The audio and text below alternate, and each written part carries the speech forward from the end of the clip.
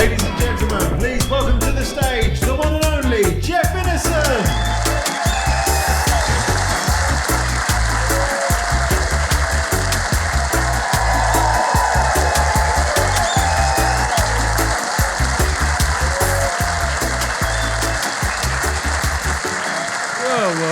How fantastic is this? Born and bred in Newham, and now my name is in lights outside the local theatre, thanks to you. God bless you. God bless you. Thank you very much. Totally blessed. Absolutely blessed. So it's been an amazing journey. About a year ago, my social media guy put some clips up on Instagram. It went viral. I became an overnight social media sensation after doing comedy for 27 years. But I feel like the Rhinestone Cowboy suddenly, you know, getting cards and letters from people I don't even know, offers coming over the phone, and offers for me to be an influencer. Can you imagine me being an influencer? I wouldn't want to influence my own fucking children, let alone the public at large, and a product ambassador. I don't know what they see in me. The weirdest one was a flower delivery service. Would you really want somebody who looks like me knocking on your door, offering you a bunch of flowers? That'd be like a mafia death threat, wouldn't it, eh? Here, mate, we're burying you in the morning. But the products I have got on board with, and don't judge me on this, Crocs have been in touch. Well, you know, I'm guessing there might be one or two men of a certain age in this audience tonight who would have worn Crocs if their wife hadn't said, "You're not fucking coming out with me." Just like that. They've relaunched Crocs.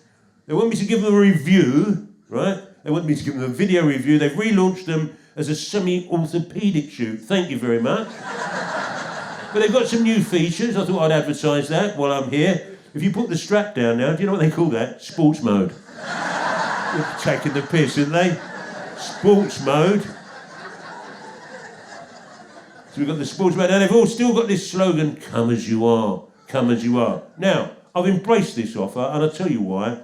I've started wearing them for driving, because I suffer a little bit from road rage. And I figure I'm never going to get out the car wearing a pair of pink Crocs, am I? In an urban conflict situation. And even if I cross that anger threshold, the other bloke's going to look at me and go, "Mate, you're showing yourself right up."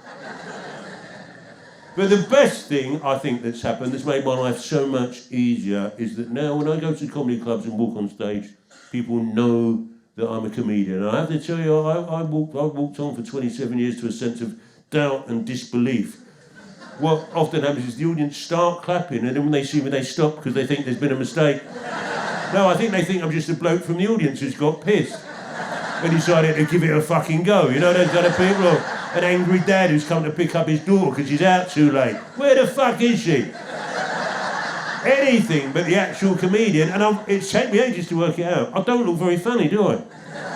No, you know, I'm not the sort of bloke you're going to see in the street and go, "He looks a right fucking laugh, that bloke, doesn't he?" I reckon he's a comedian, don't you? He's got fun written all over his face. So what I'm saying is I know I look dodgy. I've come to terms with the fact that I look dodgy. I mean, I used to look dodgy when I was a bit younger, but I always thought when I get older I won't look dodgy. I'll just turn into a granddad kind of figure like everyone else. Obviously that hasn't happened. I will look worse now than when I was younger. When I say old, I'm not that old. I don't go to bed thinking I might not wake up the next morning, but however, I do still clear my search history just in case. So, bearing in mind, I know I look dodgy when I walk on the comedy clubs now. I've gone smart casual. I thought you'd understand. It's a postmodern reimagining of the old East End Essex classic where you incorporate some aspect of a tracksuit, weddings, funerals, bar mitzvahs, all totally acceptable culturally. Although, you know, I have to say, I think it takes a lot of guts from Animator to wear a tracksuit since the Jimmy Savile turnout. Because, well, let's face it, Jimmy Savile fucked up the tracksuit for the older man, didn't he? And I think there's been a lot of men of a certain age over the last few years, maybe in this audience, who've been wanting to wear a tracksuit. You've made the effort, bruv, I like that. And these men have been wanting to wear a tracksuit but haven't dared because of the association, maybe even going to the wardrobe, having a little old look for old time's sake. One day when all this is over, we'll be back together again. So tonight, you know, I'm reclaiming the tracksuit from the necrophilia community for the NHS, because I've worked out as long as you say for the NHS, you can do what you fucking want, really, can't you? Hey, it's true. It's true. It's true. Yeah, I fucked your wife, mate, for the NHS. The NHS. But look, it's very tricky in stand-up comedy. When I first started doing stand-up comedy, I was quite old, and I think I come from a generation where comedians used to wear suits, and I thought, whoa, that's the look I'm going with. A suit is not a good look for me. I think most men, when they put a suit on, they look like they're going to the office, they're going to a wedding, right? I look like I'm going to murder someone when I put a suit. And professionally. Or on the odd occasions where I have worn a suit to a comedy club, I get mistaken for the bouncer, which is very flattering at my age. And this is when you know if a member of the audience thinks you're a bouncer, they'll come up and say the only thing we ever say to bouncers, which is usually this, excuse me, but if I go out, can I come back in again? Now, obviously, we can laugh at that because to us, that's a very simple question, right? But to a bouncer, that's probably a really complicated philosophical conundrum, you know. In, out, I don't know, mate. I'm a bouncer, I'm not a fucking scientist, mate, am I? Eh? Have you noticed bouncers all got an irrational fear that someone's going to steal their penis?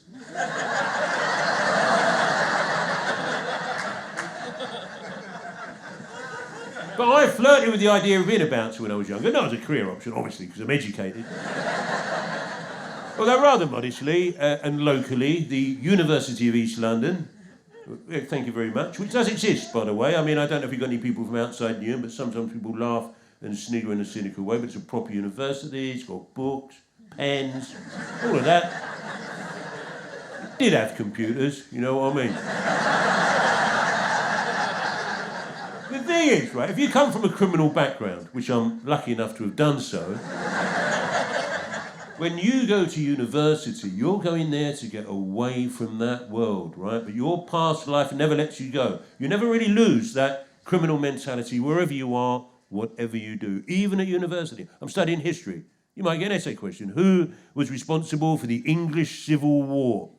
I'm not a fucking grass.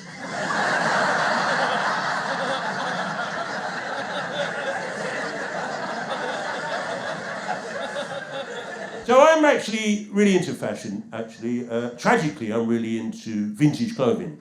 I say tragically because at my age, when I wear vintage clothing, it looks like I'm just still wearing it from when it came out. You know? I think the idea of vintage clothing is to wear stuff that you weren't around to wear at the time. So I'd have to go back to Victorian frock coats or Second World War fighter pilot outfits, you know? But if I ever had my own celebrity fashion line, I'd call it the Jeff Innocent Retired Cockney Criminal Leisurewear Collection. And I'd be aiming it at the man who's given up doing all his major crimes, but typically he's still hanging around with the wrong sort of people, so it could kick off at a moment's notice, and he might have to have it on his toes. And I think this ensemble has got that versatility, really. You know, I did on one hand for meeting someone who's just been released from Nick, but equally demanding money with fucking menaces. It's a one outfit for all occasions. But you've got to have names for outfits. If you go on fashion websites, you might have noticed what they do. They sometimes give outfits little lifestyle names so that you as a consumer, you buy into it subconsciously. There might be an outfit there called Hipster Dude or City Chick. You got the idea. So the name I go with for this look, tell me what you think, Racist Grandad. And if you're from Newham or Essex, I'm sure you're familiar. It's the white working class racist grandad. That's the look I'm going for. He lives on the estate, but his daughter has just got pregnant by her black boyfriend. So, all gone very wrong for that man. He's kicked her out the house. You know what these people are like.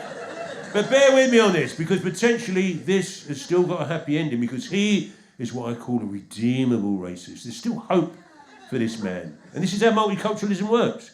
in case there's any northerners in the audience. I know you're in here. There's a faint whiff of tripe in the air. It's a dead giveaway. And this is how it works. 9 months later, when the daughter comes back with this lovely little baby, now the racist granddad goes through a beautiful metamorphosis, falls in love with the child, they become inseparable. It's a beautiful love story brought about by multiculturalism. It's only a start, you know, this sort of stuff's gradual. He's still racist about every other fucker. Yeah? But not my fucking brown grandchild, all right? So that's the look I think I've successfully achieved this evening for the NHS.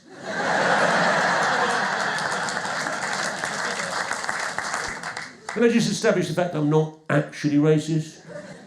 I think what it is I look hugely racist, but I'm hugely not racist. So in a sense, all of this is a bit of a waste, really. And when you think there are actual racist people possibly walking past this venue as we speak, who would love to look like me. Dream of looking like me. Have plastic surgery and everything.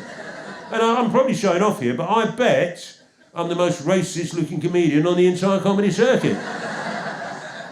In this price range. But of course, the poetic irony of me looking so fucking horribly aggressively racist is my wife is black. We do that sort of thing in East London. And, you know, you might have noticed I'm wearing hearing aids, actually. That's because my wife is Nigerian. Come on, white people, let yourselves go with this. If you see black people laughing at any of this stuff, it means it's okay for you to laugh, right? No pressure. Yeah, I remember when it happened. I went to the audiologist. He went, "Is your wife Nigerian?" I went, "Yeah." He went, "We're getting a lot of this with multiculturalism." Yeah, I love my wife very much, but she's quite a domineering figure in my life, actually. Well, she's a fucking bully. And I think what it is she's very domineering, and I think I'm attracted to that kind of woman. You know, not domineering, but if anyone said to me, "Jeff, what kind of women do you go for?" I'd say formidable. Full-fucking-middable. That's what I like. Independent, assertive, go to the fucking gym kind of women. Lesbians. I know. I have a constant craving for old school lesbians. How mad is that? I love that whole lesbian aesthetic. Flat shoes, trousers, shirt, early Elvis hairstyle. What a tragic irony, though, isn't it? For an old ladies' man like me to end up fancying the very women who've got absolutely no interest in me whatsoever. I say ladies' man. The judge preferred to use the term pimp, but I don't want to get involved in linguistics at this time of night. I think I like that kind of woman for several reasons. One is, I'm a bit of a handful. You know, I think I need a strong woman like that to keep me in check. The other reason is I'm not very good at DIY. But more importantly, I know if it all kicks off in a pub or club, I've got a bit of backup. I mentioned the North earlier on. Do we have people from the North in the audience, but just the one bloke, fair enough. Quite expensive for them to get in here. Where are you from in the North, fella? Manchester. Sorry, mate, can't understand a word you're saying. See? They come down here, don't they? Eh? They won't learn the language. How are they going to integrate? You're very welcome, fella. We've got a lot of northern people living down in Newham now, and they've got their own shops now. Big discount gravy warehouses they've got. Some of the supermarkets, you might have noticed, they've installed slow lanes for northerners so they can take their fucking time talking about their family to the shop assistant. I've actually got a northern family living next door to me. I'm sorry, it's the smell of their cooking. I'm sort of connected to the north in a very roundabout way, actually. I'll get there in the end, but when I went to get a dog, I was very mindful of what sort of dog I got. I thought, don't get a dodgy dog. You look dodgy enough already. Get a dog that's not dodgy. Get a dog that offsets your dodginess. A dog that's soft and approachable and yet surprisingly sporty. A little bit like me. So I've got a whippet, right? I've got a whippet. So now I'm burdened with a stereotype about whippets and the fucking north. I would say on a weekly basis, someone must come up to me and go, Jeff, you got one of those whippets. They're from the fucking north, aren't they?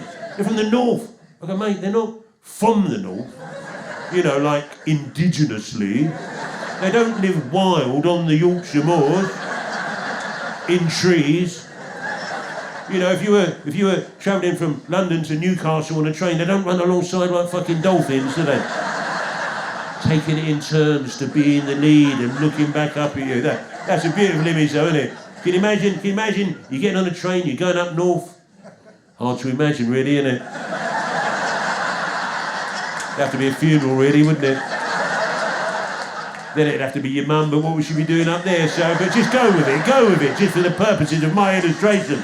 You're on a train, you're going up north for whatever reason, you look out the window, there's fucking whippets, thousands of them. I could make that happen, all I have to do, go and live wild on the Yorkshire moors. So cheap to live in the north, I don't know if you know that, you don't need money. They haven't even got money. Just live wild by digging up steak and kidney puddings from the ground and picking fresh tripe from the trees, all with gravy on top. Wouldn't want to break any local fucking rules. I'd be like a mad Cockney whippet master and every time a train goes past, run, my children, run! But I didn't rescue a dog, and that's very popular. It's very admirable. You always know rescue a dog owners, don't you? If you've got a dog and you're a part of a dog community at your local park, you always know the rescue dog people, don't you? Because they keep fucking going on about it. He's a rescue, he's a rescue, he's a rescue. We rescued him, he was so terribly abused. And one day, do you know, I feel like saying, look, mate, you didn't really rescue the dog, did you? Not in my book. You didn't break into a scrap metal yard in the dead of night and unleash your rabid Doberman into the world. Run free, Fritz, run free! You didn't go and live on a gypsy camp and learn their ways. And smuggle out any endangered dogs in a Schindler's List kind of way, did you? You didn't walk into a pet shop with a gun and go, put all the puppies in a fucking bag now, you slags. We don't say you slags in East London, but Northerners love that Cockney shit. They just went down to Battersea and said, can I have that one, please? Not a fucking rescue, is it? The reason I mention Northerners is partly because of Brexit, because they invented Brexit, of course. Well, let's be specific. Sunderland. Sunderland, right, the first town to vote Brexit to control their borders. Who in here has ever wanted to go to fucking Sunderland? But sadly, of course, we all know what control our borders means. It means we do not want immigrants in our town. And here's the irony about Sunderland, or any other Brexit town I've ever been to. You walk the streets for 5 minutes and all you're left thinking is, fuck me, if ever a town needed immigrants. Just to jazz up the fucking gene pool a little bit. You go to some of these places, everyone looks the same because they've been fucking each other for hundreds of years. We should be sending coachloads of immigrants up to Sunderland. In fact, these poor fuckers that arrive in dinghies, don't send them to Rwanda, send them to Sunderland. Leave them there for 20 years and they'll end up with a decent football team and a bit of culture. That's my plan for the world. God bless you. God bless you. Another thing that pissed me off about Brexit, and I know there's some young people in here going, Jeff, what are you going on about Brexit for? It was years ago, but we are now living with the legacy of Brexit. And one of the things that saddened me about Brexit is we've lost a lot of Eastern European people. And they've gone home thinking we don't like them. And I suppose you would do, wouldn't you? When the country votes Brexit. But I don't think that's the case. However, I don't think British people totally embraced Eastern European people or their culture while they were here. And I think it's to do with food. It's my theory, but hear me out. I think British people embrace any foreign culture historically as long as on a Saturday night you can get pissed and eat their fucking food. So you have a few drinks, you'll have a turkey kebab. That is so beautiful, mate. I'll tell you what, come on in, bring your family. And of course, that's where Indian people got it right first time round. But I think that's where Eastern European people have got it wrong a little bit, because, I don't know about you, but I've never got pissed on a Saturday night and thought, you know what I really fancy now? Some pickled cabbage. Get on the phone to Deliverooski. Give me some of that cold beetroot soup. That's the national dish of Lithuania. You stick as much vinegar on that raw fish as you want, Alexei. I can fucking take it. So all I'm suggesting is, if they sort their menu out, they can come back. A little bit of friendly racism for the NHS there, ladies and gentlemen. Actually, I'm a little bit Eastern European myself. My dad's Jewish, so I can trace my family tree back generations to Poland. It's actually Russia, to be honest, but they're not that popular at the moment, so I'm going with Poland until all this thing blows over.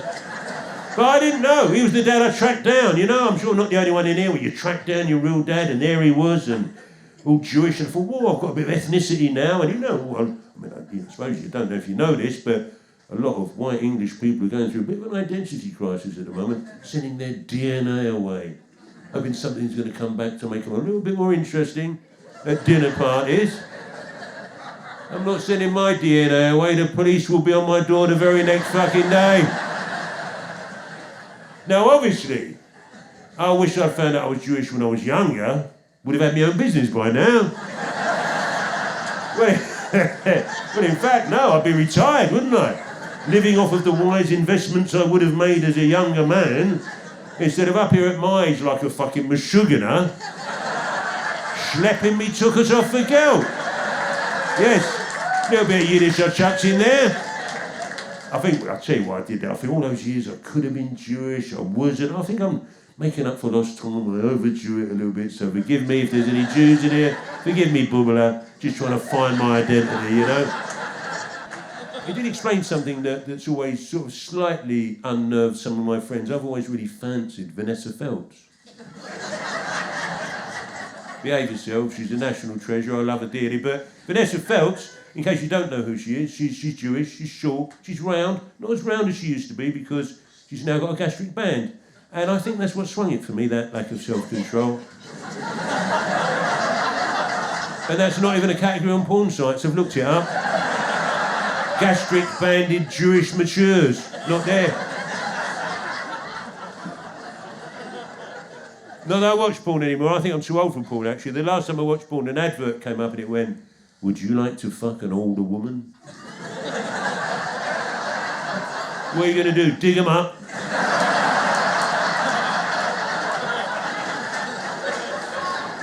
And that's not a category either on porn sites, who looks it up. Exhumed Jewish matures, not there.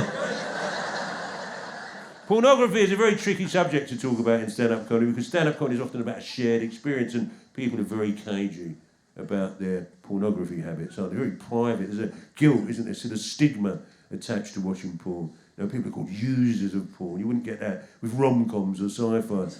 Heavy user of sci-fi, that bloke.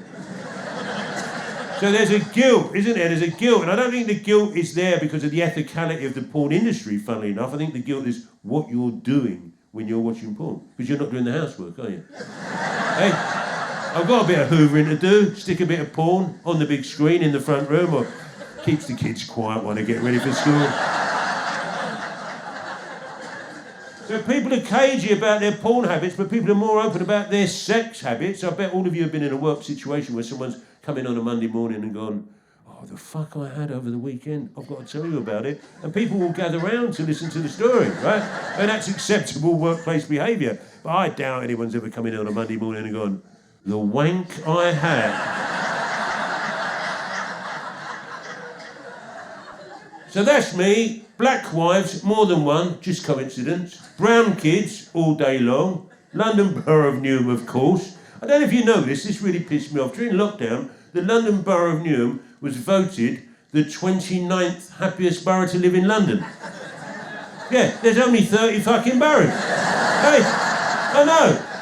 Austerity aside, the London Borough of Newham, unique in the entire history of Britain, where, because of its history of immigration, it's more black than white. So colour-wise, I'm in the minority in this borough, which is not a problem for me.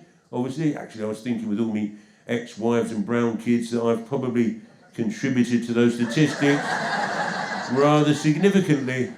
But I think the problem I've got living here and looking so racist is I do attract racist people. They think I'm one of them. Actually, I think they think I'm their leader. They follow me round, pointing at me, probably thinking, look at that, a proper 20th century racist bloke who's possibly been cryogenically frozen in the 20th century and brought back to life now so that millennials can see what a proper fucking racist geezer looks like. Like a heritage racist, if you will.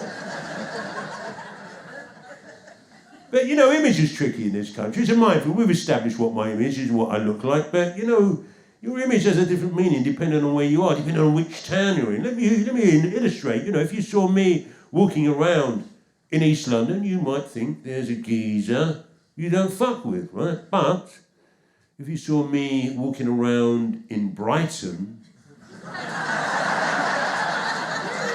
I know. What a transformation before your very eyes. It's a very similar look. Bit of a different meaning. And not a lot of people can carry off this gay fascist combination look, you know.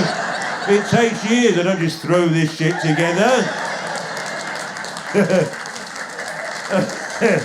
I mean, during Pride weekend, when London was banged out with gay men on the tube system, I'm jumping on and off the tube doing gigs. I merged amongst them, comedian-like. In fact, so convincing was I thought, if I'm not careful here, I'm going to pull. And if I do, I'm going to need a backstory, aren't I? So that I don't get accused of cultural appropriation by the gay community. And I thought, right, what sort of gay man do I want to be if I get the fucking chance? So I thought I'd be an older gay, obviously, there's no denying that, but I thought I'd live in Brighton, but have a little interior design business up in London. I thought I'd spend a lot of time at moaning about young gays. They don't know how fucking lucky they are compared to what we used to have to put up with in the 1970s. And I thought I'd still do a bit of MDMA at weekends. That's the sort of gay man I'm going to be if I get the fucking chance.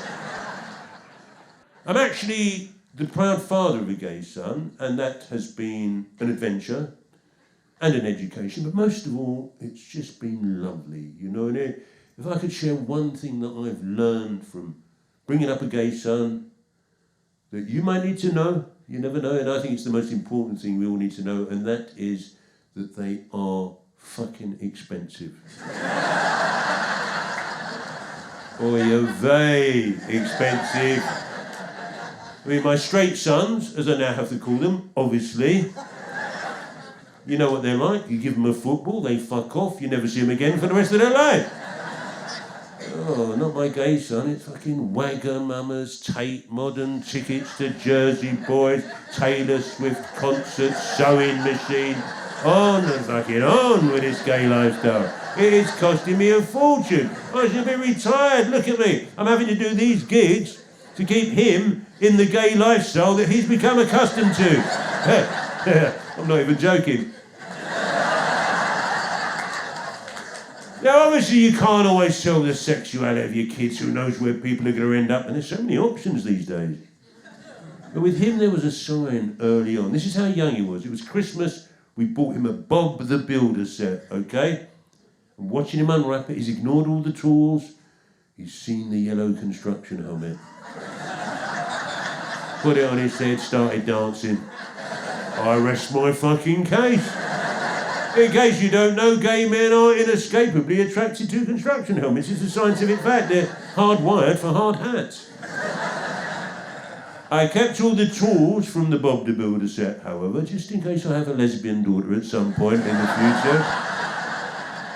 Special moment with my gay son. He's always been very political about his sexuality, and he went on his first Pride march when he was very, very young. And you know what he did? It's so good. He came in to show me his outfit for Pride. It was a lovely moment, but it was also the moment where I looked at him and thought, you're never actually going to play for West Ham, are you?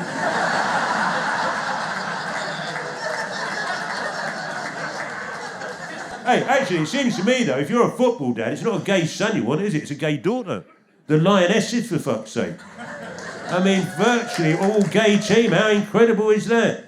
I wish they'd changed the name, though. I'm not happy with the name, you know. Lionesses. I feel like we're living in a post-colonial world, and here we are still stealing stuff from Africa. Lions. I don't know if you know this, but they're not indigenous to England.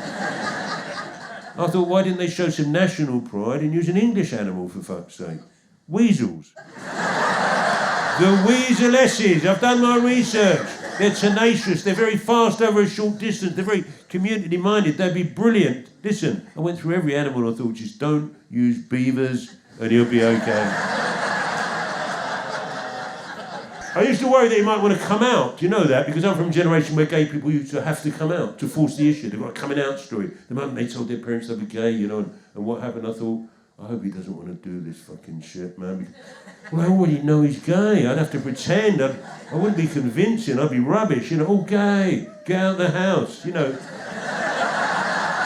Take your construction helmet collection with you. Now what I worry about if he comes out, he turns the tables on us, you know. Mum, Dad, I've got something to tell you. I'm straight. I'll be fucking devastated. I also think, rightfully, a little bit annoyed, actually. You know, you're fucking what? All that money I spent on you because I thought you were gay and now you want to be straight. No fucking way, mate. You are gay. You can come out, but you can't come in.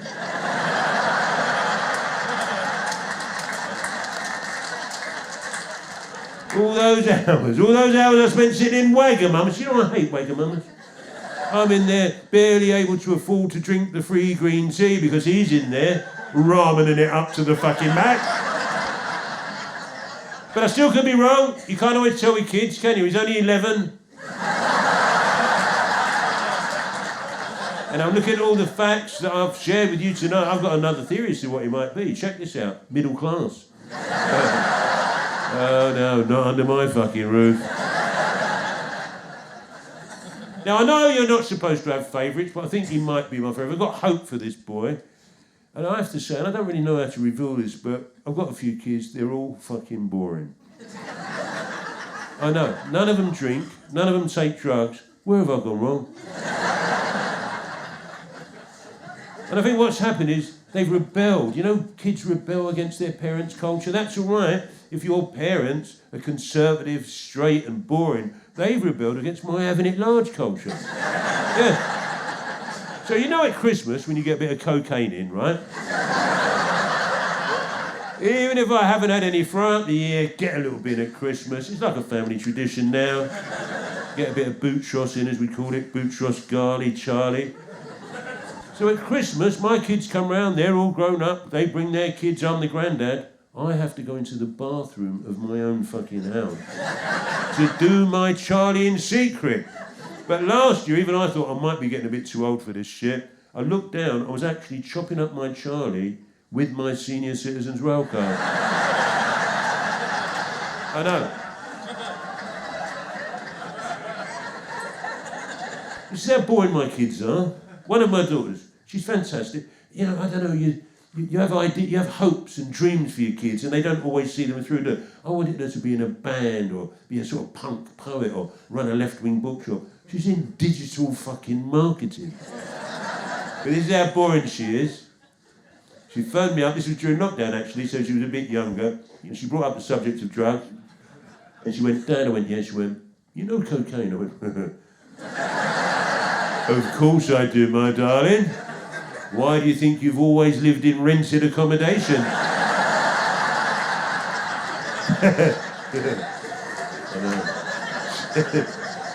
And she said, what's it like? What do you mean? What's it like? She went, when you take it, how does it make you feel? I went, no, I know what what's it like means. What I don't understand is why someone in their 20s is asking someone in their 60s what cocaine's like. I've got to tell you, my darling, you've turned out to be a real fucking disappointment.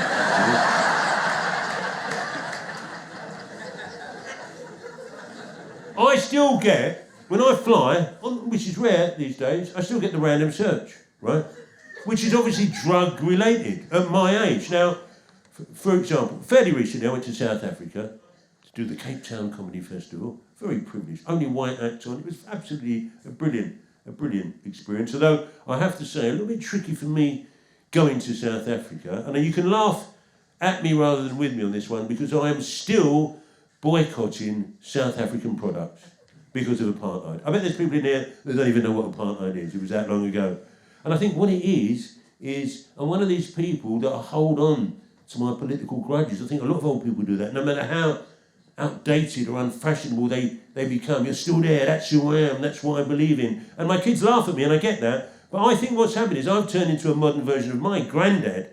And I'm sure some of you remember this generation of British boycotters. He refused to buy Japanese stuff because of what happened to our lads during the war. And we laughed at him. But he kept it up till the day he died, which was in the late 1970s, which meant he had fuck all in his house. No fridge, no radio, no television. I doubt he even had the means to know the war had ended, the silly old sod. Then here I am doing exactly the same thing. But you know, when you're white and English, how far back do you go with this stuff? What? Croissants after 1066? You know, I'm not going to IKEA till the Vikings say they're fucking sorry. So I got the random search twice. That's not random, is it? You get it on the way there, you get it on the way back. That's not fucking random. And it's very difficult when you're older. You know, be prepared for this. People on authority, they're all younger than you. You can't even take them seriously. He's pulled me over. I have to go through the process. I've done it so many times. And he looked at me and he went, "Did you know, sir, that it's illegal to bring drugs and firearms into the country?" Who in here doesn't fucking know that, right? I thought, why is he speaking to me like I'm a bit of a fucking imbecile? So I went, fucking hell! It's illegal now, is it? This must be the Brexit thing kicking in. I think you should put a sign up for something as important as that. Now you fucked up all me gift ideas. Then he brought out the drug sniffer dog. Now, I've never been sniffed up by a drug sniffer dog in my life, given my previous lifestyle. Comes as a bit of a surprise. So I thought, oh, this is going to be good. And immediately, I looked at the dog and I thought, wow, when I was younger, and maybe got up to a little bit of mischief, I always thought if ever I was going to get nicked by a dog, it'd be a German Shepherd. There's no shame in that, is there? Cocker fucking spaniel. How humiliating would that be to be nicked by your nan's dog, basically? But then I had a brainwave. I thought, hold on a minute. Drug sniffer dog, what a great pet that would make. You'd never lose your drugs ever again. And you'd always know where to buy drugs. Just take your dog for a walk. Although on a sadder note, when they finish their careers and end up in Battersea Dogs Home, you think, well, the other dogs in there treat them like grasses and nonces in the nick because they work for the old bill, don't they? Hey, the fucking Rottweilers want to see you later, mate, all right?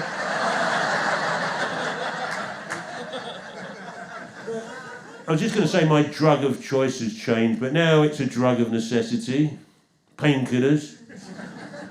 I don't know if I'm the only one. Most people I know that are over 50, certainly over 60, are on painkillers now because they're suffering from what my doctor calls, and I've got to tell you, this pisses me off, wear and tear. Wear and tear. It's a bit generic, isn't it? I want something with a Latin name, don't you? I said, can we call it Wearers Terrors? It sounds more serious, isn't it? So I wake up in the morning with me Wearers Terrors, as I'm sure one or two of you do, and I found a cup of coffee, a couple of painkillers, just takes the edge off the day. But it's actually harder to get painkillers than cocaine. What kind of world are we living in? Cocaine, 30 minutes on the phone. Painkillers, they ask you lots of questions before they hand it over, don't they? You wouldn't get a cocaine dealer doing that, would you? Are you on any other medication? Hey. When they do that in chemists now, I've started going, of course I am. What do you think I am, a fucking lightweight? Do you operate heavy machinery? I went, do I sound like a northerner to you? Yeah, I'm in my lunch break, mate. I've got to get back on the spinning jenny in 5 minutes. I'm from London, we've got fucking computers now. why are you asking me these questions? And they went, well, here's the thing, so after 3 days of taking these painkillers, you could become addicted. And I thought, who would look at my face and think, that bloke needs advice on drugs and firearms? I said, don't worry about me. I must have been part of every youth culture, every drug-related youth culture since the late 1960s. I must have sampled every drug we've all ever heard of. You tell him it's going to be now, then, at my age, after 3 days of taking Nurofen, that's going to be the thing, is it, that finally and eventually pushes me over the fucking edge, put me wife on the game to feed me habits, sell me blonde kids to Romanian gypsies, yeah. It was all going all right, so they brought that Nurofen Plus out. That's what fucked me right up. So what this means, of course, is now the NHS are my dealers. And I worry about the NHS. I'm sure I'm not the only one in this room who worries about the NHS. And I wanted it to be, like they said, cradle to the grave, and I'm getting near to the grave, and I'm worried that they're still going to be there. And of course, the problem is, as we all know, the waiting list. I'm thinking, right, the waiting list, they're very big. Maybe there's people on those waiting lists that shouldn't be there. I thought my brother Terry shouldn't be there. Well, my brother Terry, right, he's a conspiracy theorist. I know, when it happens in the family, you think, oh no, not you as well. Like they've joined a cult, isn't it? And during lockdown, he was going all day long, NHS, they're all in on the conspiracy. He doesn't trust medical science. It's all made up. You don't need to wear masks. There's no COVID. And can I just tell you, he's not a leading consultant from the London School of Tropical Diseases. He's a scaffolder. Does a bit of cage fighting, works on the door at weekends. Suddenly, he's an expert on fucking medical science. So I wondered if people like Terry, who don't trust the NHS, I don't think they should be on the NHS. I think they feel uncomfortable in the NHS. I think they should have their own NHS. I think we should have a 2-tier NHS. Terry's one, here's the beauty, no science. They'll have nothing to worry about. No penicillin, no x-rays, no vaccines. Here's a bottle of whiskey. What's that for? We're sawing your leg off on Wednesday. You're in the David Icke ward. And it can be staffed exclusively by people who, like Terry, have absolutely no medical experience whatsoever. So that might bring the waiting list down a little bit, but not enough. I wonder if religious people could do us a favour. Well, I don't know if religious people need the NHS, do they? They've got their own private healthcare plan. They are the original conspiracy theorists, aren't they? They like science when it suits and when it doesn't, right? So I wonder if they could see it as charitable works, come off the NHS, get on the alternative one. You'd be doing us a big favour. Christians, obviously, I don't mean Muslims, I'm not fucking mad. Now I'm going to get a bit controversial with this shit, and I might split the room and lose a few people. People who watch Strictly Come Dancing. You're too far gone. There's no saving you. Especially if you call it Strictly, because you think that makes it sound more jazzy and culturally acceptable. No, it doesn't. Get on the new NHS. Do us a favour. I remember Strictly Come Dancing and the Great British Bake Off. They became programmes where the media got in on the old diversity bandwagon. Do you remember? On the Great British Bake Off, they had a Muslim lady baking a Victoria sponge cake, didn't they? They had the black lesbian boxer doing the Viennese waltz, remember? And I thought, that's not diversity. Getting black people to do white people's things, that's colonialism.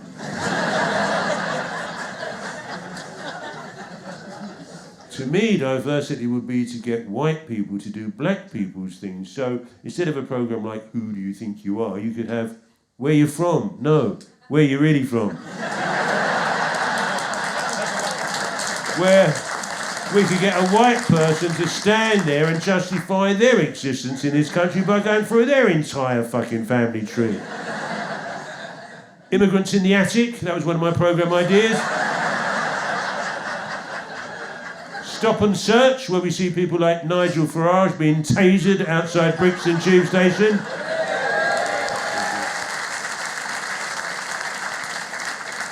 I'm going to talk about sex before I go. I'm not going yet.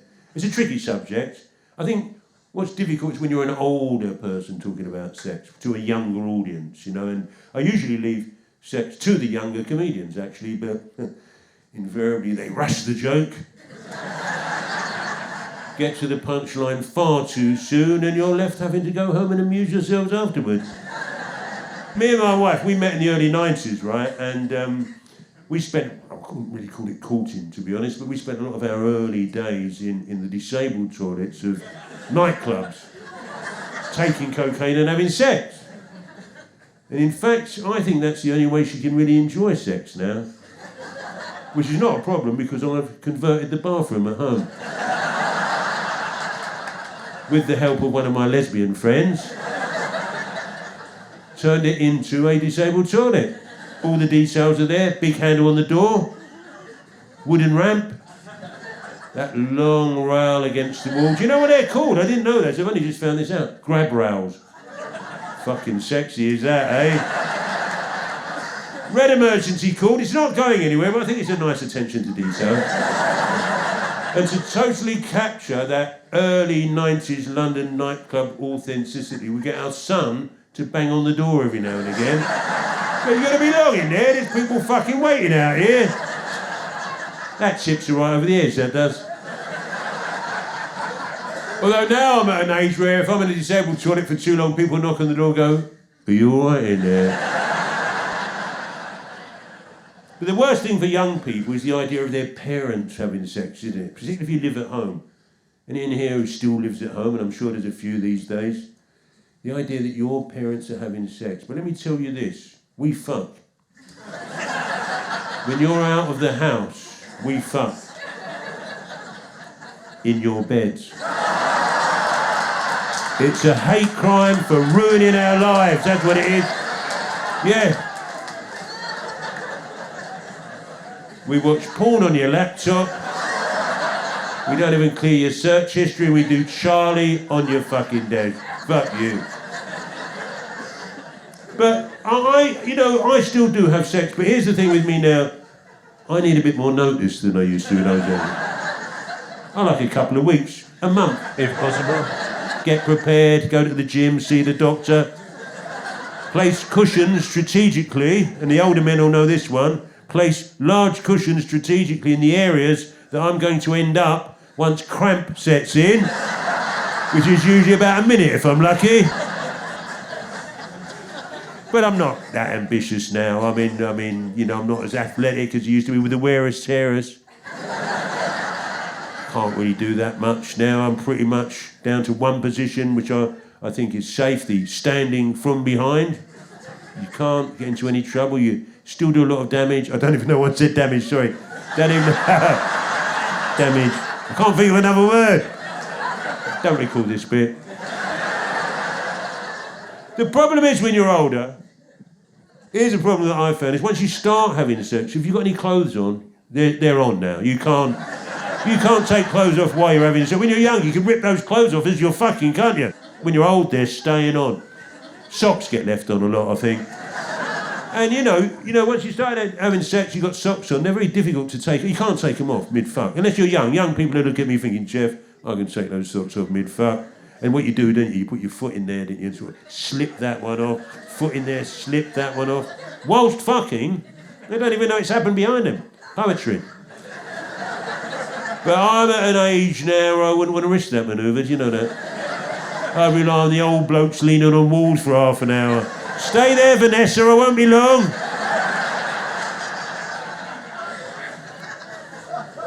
I reckon that almost every man in this audience at one point has rushed into sex, left their socks on, and within 30 seconds thought, "I wish I'd taken these fucking socks off." Because it is treacherous, isn't it? Particularly if you're standing on a polished wooden floor. Or parquet, as we say in London, or if you're from the north, lino.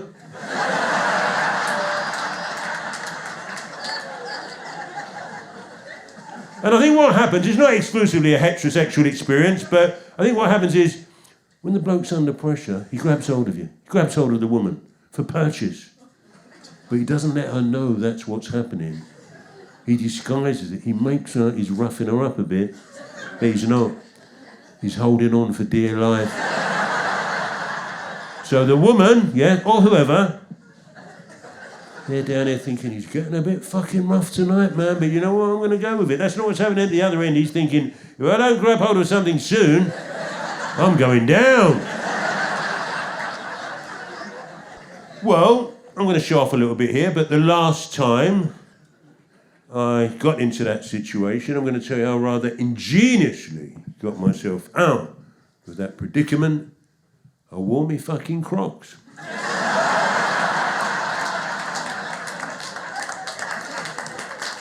Put them in sports mode. Put a new twist on the old "come as you are" slogan. But they wouldn't accept the video review.